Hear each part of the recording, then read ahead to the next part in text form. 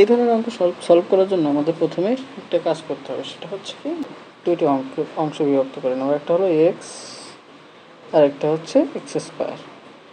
তো দেখেন এখানে আছে সংখ্যাগুলো আছে 12, তাহলে আমি এক্সের ঘরে এখানে 12 লিখলাম যে সংখ্যাগুলো। সো এবার এগুলোকে আমি যোগ করে দেবো। এগুলোকে যোগ করার পরে আমরা এখানে পাচ্ছি হচ্ছে 11। আচ্ছা, এবার আমরা দেখি 1টা 2টা 3টা 4টা 5টা 6টা 7টা, তাহলে এখানে মোট সংখ্যা হচ্ছে 7টা। n ইজ ইকুয়াল টু কত? 7 লিখে নিলাম। আচ্ছা, এবার এগুলোর বর্গ করব, তাহলে এখানে বর্গ করলে 12 বর্গ করলে 144, এখানে হচ্ছে 25, এখানে 25 শূন্য, এখানে 49, আর এখানে হচ্ছে 4, আর এখানে হচ্ছে 4, আর এখানে হচ্ছে 81, আর এখানে হচ্ছে 16। তাহলে এগুলোকে যোগ করলে হচ্ছে 19।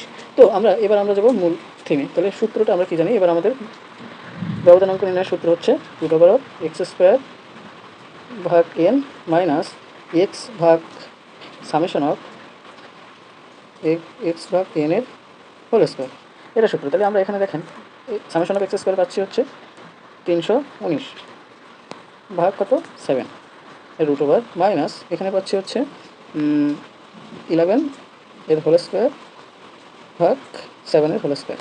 তাহলে আমরা এখানে পাচ্ছি হচ্ছে √319 মাইনাস 101, আর এখানে 7, আর এখানে হচ্ছে 49। তো আমরা এবার এখানে একটু ক্যালকুলেশন করি, ক্যালকুলেশনটা নিজেরাই করে নিন। ক্যালকুলেশন করলে এখানে পাচ্ছি হচ্ছে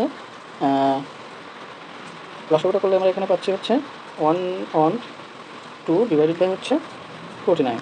আচ্ছা, এবার এখানে আমরা পাচ্ছি, তাহলে এটাকে আমি যদি ভাগ করি, ভাগ করার পরে 43 দশমিক সামথিং আসছে 1, তাহলে এটাকে আমি যদি √ করি তাহলে এখানে হচ্ছে 6.57 এর মতো আসছে। এইভাবে সহজে এই ধরনের অঙ্কগুলো আমরা সলভ করতে পারি।